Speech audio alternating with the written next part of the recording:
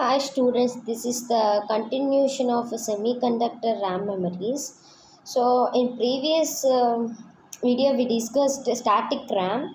Now we are going to be discuss the dynamic RAM. So in dynamic RAM again we have to divide into asynchronous DRAM and synchronous DRAM. First let us discuss the asynchronous DRAM. So less expensive RAMs can be implemented if simple cells are used. Okay, such cells cannot retain their state indefinitely. Hence they are called as dynamic RAM. So dynamic RAM is going to be changed their state. Okay. So the name itself dynamic means at runtime we have to change. Okay, we have a possibility to change. Okay, the information stored in dynamic memory cell in the form of charge on a capacitor. Okay, whatever the information we have to store in dynamic memory cell, we store that it is in a charge on a capacitor. Okay, so this charge can be maintained only for 10 of milliseconds, means this charge maintains 10 of milliseconds time only. Okay, the contents must be periodically refreshed by restoring its this capacitor charge to its full value. Okay, the contents must be periodically refreshed. Okay, because at runtime we have to change, we need to change. Okay, that's why periodically we are going to be refreshed. Okay, by restoring the capacitor charge to its full value. Okay, so this is the diagram. Okay, in order to store the information in the cell, the transistor T is turned on. Okay, here we have a capacitor, transistor, bit line, word line. So the appropriate voltage is applied to the bit line which charges the capacitor. After the transistor is turned off, the capacitor begins to discharge. Okay, if the transistor is turned off, the capacitor begins discharge.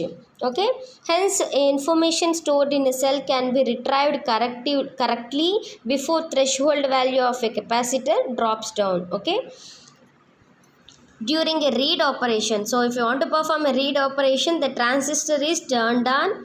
Okay, a sense amplifier detects whether the charge on a capacitor is above the threshold value. So we have to check the threshold value with the help of sense amplifier. Okay, sense amplifier detects whether the charge on a capacitor is above the threshold value.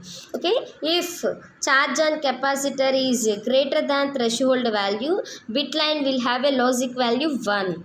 Okay, if charge on capacitor is less than threshold value, bit line will set to a logic value 0. Okay, so coming to the asynchronous DRAM description, with the help of diagram we will explain the asynchronous DRAM.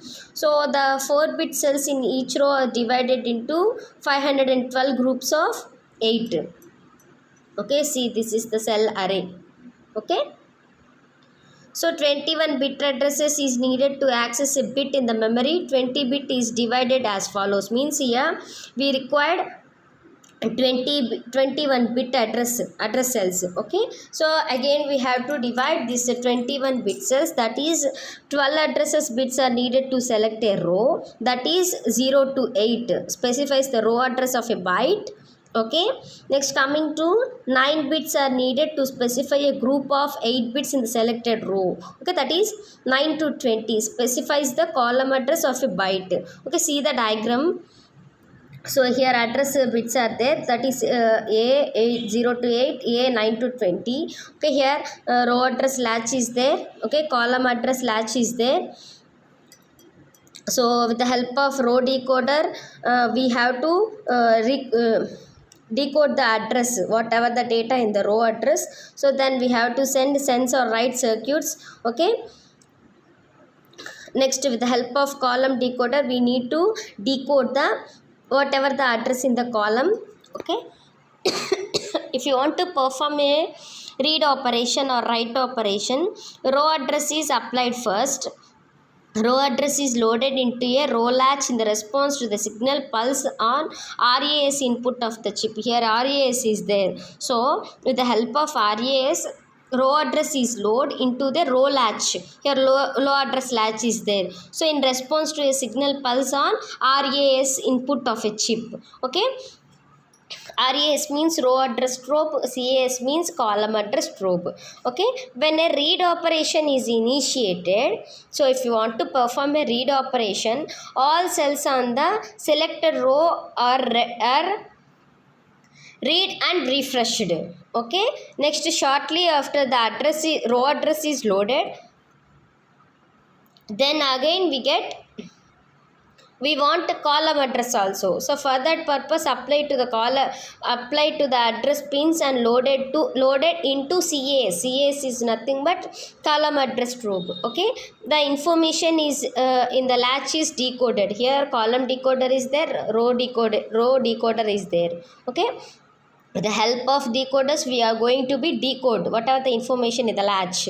Okay, so if read or write operation is equal to 1, the output values of selected circuits are transferred to the data lines D0 to D7. Okay, see here D0 to D7. Okay, if read or write operation is equal to 0, that means write operation. Okay, in previous read operation, information on D0, here we are going to be write. Okay, D0 to D7 are transferred to the selected circuits.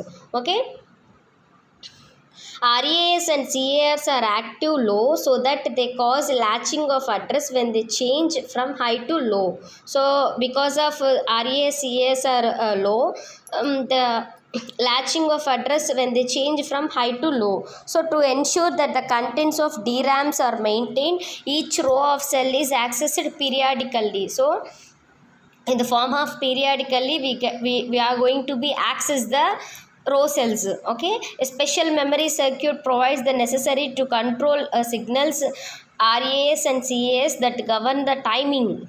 Okay, so for controlling the timing we have to use RAS and CAS. Okay, the processor must take into account the delay in the response of the memory. Okay, coming to fast pace mode. Okay, means transferring the bits in a sequential order is achieved by applying the consecutive sequence of column address under the control of successive CAS signals. Means transferring the bytes in a sequential order. Means in fast pace mode we have to transfer the data in a sequential order by applying the consecutive means one by one. Okay, consecutive sequence of column address under the control of successive CAS signals. This scheme allows the transferring of block of data at a faster rate. So with the help of this fast paced mode, we have to transfer a block of data to faster rate. Okay, the block of transfer capability, okay, is called as fast pace mode. Okay, coming to next, synchronous DRAM. So up to now we discussed asynchronous DRAM. So asynchronous DRAM is not operated with a clock. Okay, but in synchronous DRAM the operations are directly synchronized with the clock signal. Okay,